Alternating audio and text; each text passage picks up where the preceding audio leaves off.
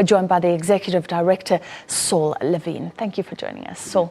So we were part of AGOA, but it looks like our inclusion is somewhat tenuous. What was your initial reaction to the news coming out? I think it's quite positive that we've been included. There was a risk when the negotiations were happening over the last 2 years, leading up to getting into Senate or to Congress, that South Africa would be excluded entirely in the legislation. So it is positive that we are included.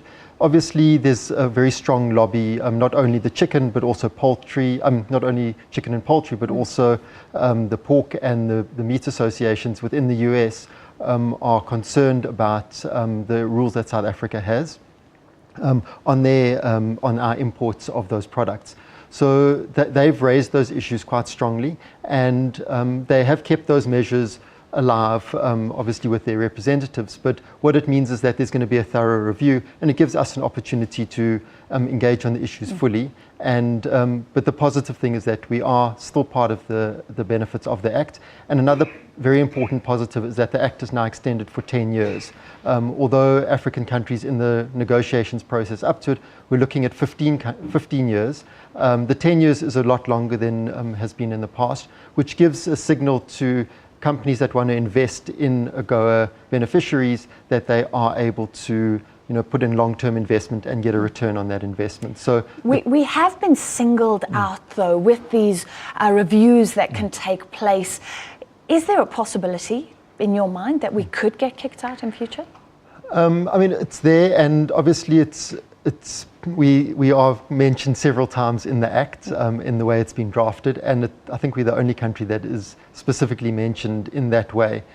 So it does stand out quite glaringly, and obviously it's a concern. But the important thing is that South Africa, if you take out the non-oil exporters, South Africa is a major contributor to AGOA. So if they had excluded South Africa initially, it ran the risk that the legislation wouldn't go through, and all the other beneficiaries of the legislation would then be excluded. Would you be calm, though, if you were an exporter operating from South Africa into US markets?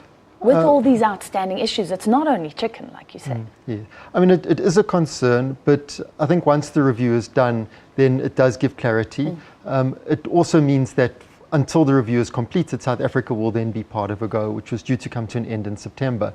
So it means that while that review takes place, and these reviews aren't always quick, it means that South Africa continued to benefit. What it does mean is that people who were interested in making investments as a result of AGOA being extended will hold back on making some of those investments. And one of the interesting things in the legislation that they've just included in AGOA is that they have concerns about South Africa's measures that we impose on the health side. So it's sanitary and phytosanitary measures, but equally America imposes those kind of requirements for our agricultural exports. So that's been one of the impediments for some of our exporters to go through their very stringent processes in order to take advantage of AGOA. Well, isn't that the crux of the matter? It's about power balance. So we are a smaller economy, basically saying that even though we're part of this global world with these huge economies, we should have a right to determine our terms of trade or determine how trade is beneficial for us.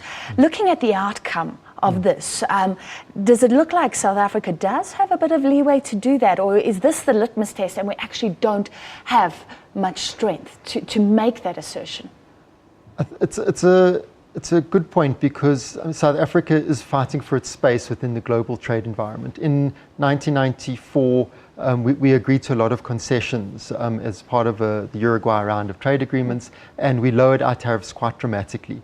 The impact of that has been on some of our industries not being able to compete because we did get flooded with imports, and we have lost some industries as a result.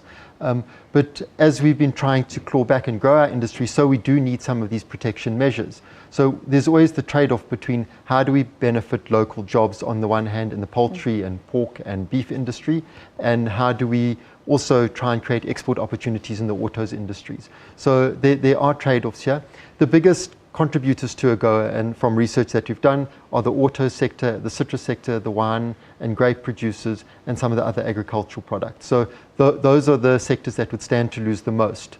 So there are trade-offs if we are excluded, but at the moment, as it stands, we will be continuing. What would your advice be if the Trade Minister came to you now? Should we stand our ground, or should we look very carefully at this distrust that the US seems to have and be careful?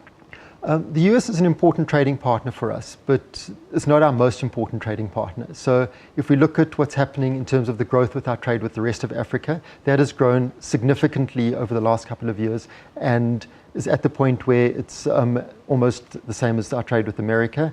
And Asia trade has grown quite dramatically and far outstrips our trade with other regions of the world. So there are balances here. But one of the key issues is how do we still protect our market and not allow our market to be flooded with cheap imports, but at the same time get that reciprocal benefit of being able to export those markets. So these are complex negotiations where there is a bit of give and take. And I suppose the Trade Minister is well aware of these issues. Yeah. He's in a tough position. I agree. Thank you so much for your analysis. A lot of explanation there. Executive Director of TIPS, Saul Levin.